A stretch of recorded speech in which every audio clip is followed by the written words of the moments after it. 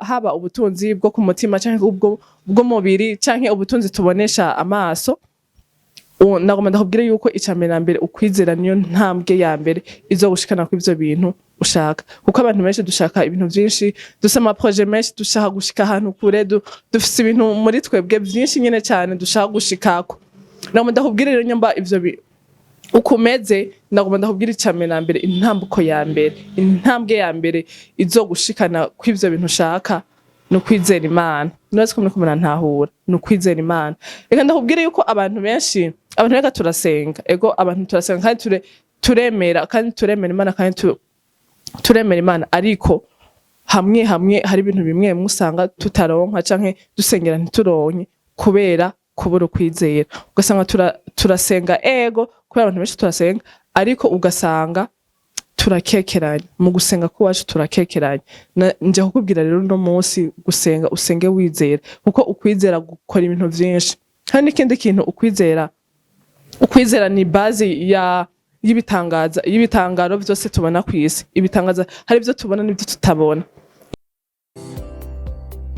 Baririmbyi nta kintu kiryoshe nko kubona mukora indirimbo zikamenyekana ku rwego mpuzamakungu. Umva rero umuti wabonetse. Henko Sound ni studio iri kubica bigacika. Tubafitiye abahinyanyuzi mpuzamakungu banonosoye ivya beat making, voice recording, mixing na mastering biri ku rwego rudasanzwe. Muri Henko Sound tukaba dukora kandi ama publicity, dubbing na sound tracks ku bakora amareresi, ku bashaka nabo ko ivyabo bimenyekana bikamamara no mu makungu canke ku baririmbyi bashaka gukorerwa ibiganiro canke gukoreshwa ibiganiro. No tubafitiye Henko TV ibamenyekanisha. Tukaba dukorera mu ntara ya Gitega, mukaba mufize ico mubaza mu twakore kuri 61 46 84 48. Henko Sound ni jwi ryo Burundi. Kuko fans mwiriwe cyane mwaramutse bivanye naho muherereye, nibaze ko meze neza, abatameze neza Imana ikomeze kuborohereza. Ni karibu kandi rero kuri Host TV wa mukobwa wanyu abakunda cyane, agira uko ashoboye akarondera ibiganiro bishobora kububaka, bishobora kubafasha, akora cyane, akagira ingufu cyane kugira aguma bazanira ibintu vyiza kandi bibereye. Ndibaza yuko ibiganiro byanje bihora bibafasha kandi bibubaka, ndabizi neza yuko bihora bibafasha. Nubundi nabazaniye ikindi kiganiro naco nyene kiraza kubafasha, kiraza kubaryohera. Bana nanje rero reka ndakubaze ku mazina yiwanje, ku muntu yuguriye Host TV ya mbere, nitwa Rosette Irankunda, amazina nahawe n'abavyeyi banje. Bon, nkuko rero mubizi, reka mbane ndakubaze ikibazo kimwe. Eske wowe ukorera aba Host TV, wowe mufana wa Host TV, wowe uguriye Host TV nubwo ryo bari rya mbere, uremera Imana? Uremera Imana? Kimba uyemera naho uyemera kuruhe rugero? Wemera Imana kuruhe rugero? Nico nje ngaha tuganire.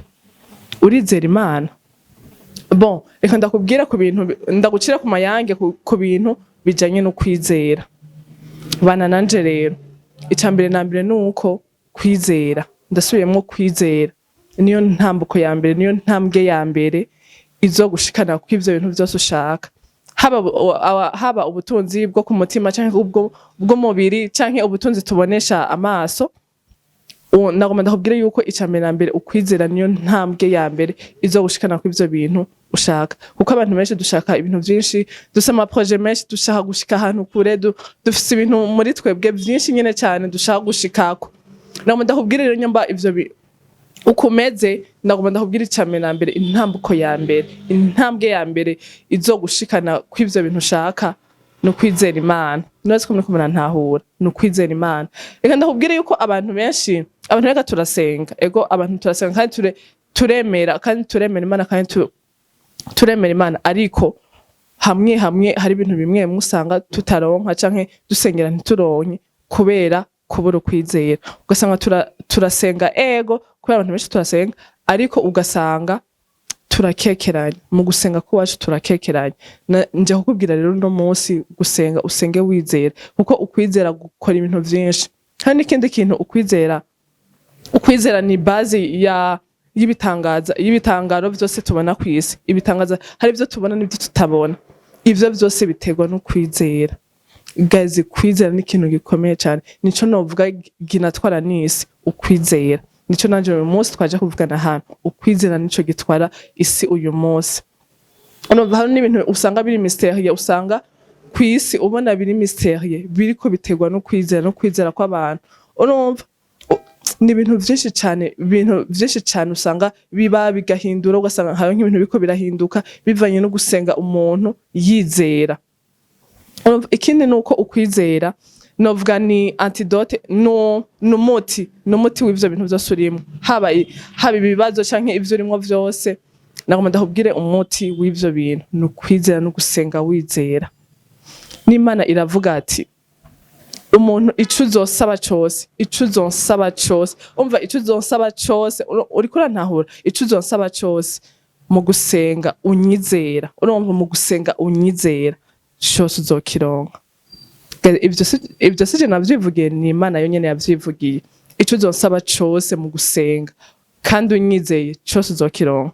Nico gituma rero ucubanza ubaze ko kwizera kwawe ubanze ukubaze neza eske ndizera réellement ndizera neza kubera ko Imana itubwira ico dusaba cose mu gusenga tuyizeye yuko byose tuzobironka. Baza rero ko kwizera kwawe sinto ndabibwira wewe naje ndavyibwira ubwi wanje kubera bituraba twese.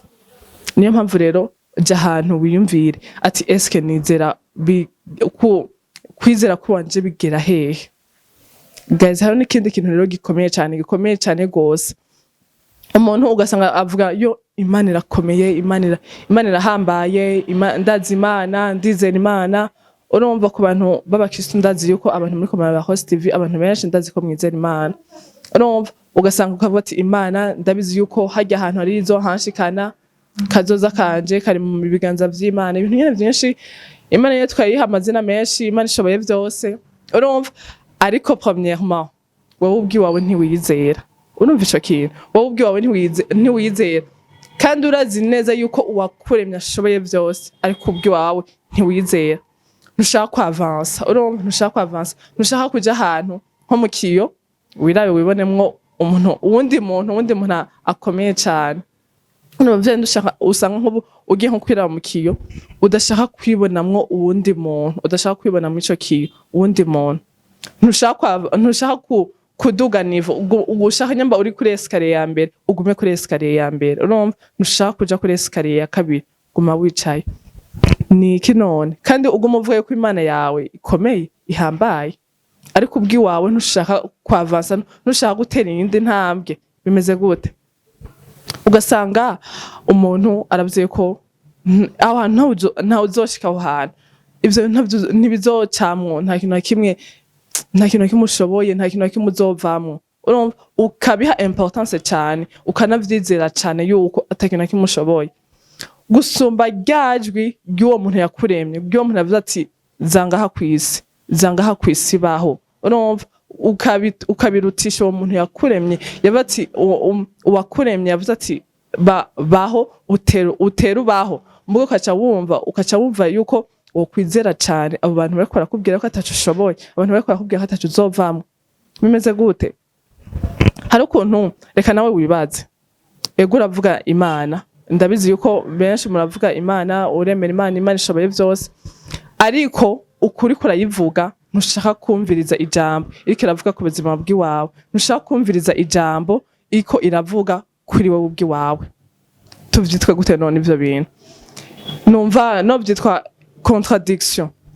contradiction nivyo nkuko par exemple nkuko jewe ndiko ndavuga yuko kino kintu ndagikunda muno mwanya ndiko ndagihayagiza ndagikunda ariko mundi mwanya haciye umwanya cyaki ntacyo nkunda urumva ni contradiction. Rero uravuga yuko Imana ishoboye vyose ariko en même temps ntushaka kwizera wewe ubwiwawe ntushaka kumva ijambo ikiravuga ku buzima bw'iwawe. Urumva hani ibintu kima twari twizera Imana réellement kubera ivyo so ndabibwira wowe ndanavyibwira ubwiwanje kima twari twemera Imana réellement twizera Imana hariho n'ivyiyumviro bitabiri kwiye kuza mu bwenge bw'iwacu muri esprit zacu urumva bitabikwiye kunahaca kima twari twizeye Imana. Niyo mpamvu rero ntuvyiyumvire ngo de manière religieuse ahubwo uvyiyumvire de manière honnête wibwiza ukuri wowe nyene ubwiwawe. Est-ce que jewe ndemera Imana réellement ndayemera uko bikwiye kuko Imana nakubwiye yuko ikintu cyose duyisabye tuyizera ndashizeho kantu tuyizera cyose tuzokironka. Nimba rero ibyo wowe warasabye canke amaproje yawe ushaka gushikako waba utarayashikako, banza ukesione, ubanze ubaze uko kwizera kwawe gazi nibaze ko byabafashije. Reka ndakubwire objectif ya kino kiganiro. Objectif ya mbere nuko icambere na mbere ukwemera gukora ibintu byinshi, ukwemera guhindura ibintu byinshi, ukwemera ni source y'ibintu byose. Reka ndakubwire Christianisme igituma ariyo iri hejuru, igituma ariyo ari ya mbere kwisi, ariyo ivugwa kwisi. Christianisme nuko ishingiye ku kwizera. Ico ndagisubiyemo, nuko ishingiye ku kwizera, nico gituma ariyo ivugwa cyane kandi ari isumba byose. Ikindi nuko abantu muvuga yuko Imana ishoboye byose, Imana ihambaye, turabivuga ariko ubwi wacu twizera iyo Mana kandi twizere nico yaremye muri twebwe. Urizera Imana nawe ubwi wawe utegeza kwizera. Ndabakeneye rero nibaze ko cyane cyabafashije kandi cyabahinduye. Mugiye kwizera Imana réellement, mu gusenga musenga mudakekeranya, mugiye gusenga mwizera Imana kuko byose Imana iratubwira yuko dusenga twizera tuzobironka. Niyo mpamvu rero nibaze ko kino kiganiro cyagufashije kandi bigiye kugufasha. Ndagukeneye muri commentaire wandika ati ndizera Imana, alors ndizera ubwi wanje, ati ndizera Imana, ndizera nanje ubwi wanje. Nibaze ko tuzaguhura muri commentaire mu vyandike. Ndabasavye umuntu wese azi yuko yizera Imana kandi yemera Imana, duhurire muri commentaire. Ndabakunda, ciao ciao. Baririmbyi nta kintu kiryoshe nko kubona mukora indirimbo zikamenyekana ku rwego mpuzamakungu. Umva rero umuti wabonetse. Henko Sound ni studio iri kubica bigacika. Tubafitiye abahinyanyuzi mpuzamakungu banonosoye ivya beatmaking, voice recording, mixing na mastering biri ku rwego rudasanzwe. Muri Henko Sound tukaba dukora kandi ama publicity, dubbing na sound tracks ku bakora amareresi, ku bashaka nabo ko ivyabo bimenyekana bikamamara no mu makungu canke ku baririmbyi bashaka gukorerwa ibiganiro canke gukoreshwa ibiganiro. No tubafitiye Henko TV ibamenyekanisha. Tukaba dukorera mu ntara ya Gitega, mukaba mufize ico mubaza mutwakure kuri 61 46 84 48. Henko Sound ni ryo jwi ry'u Burundi.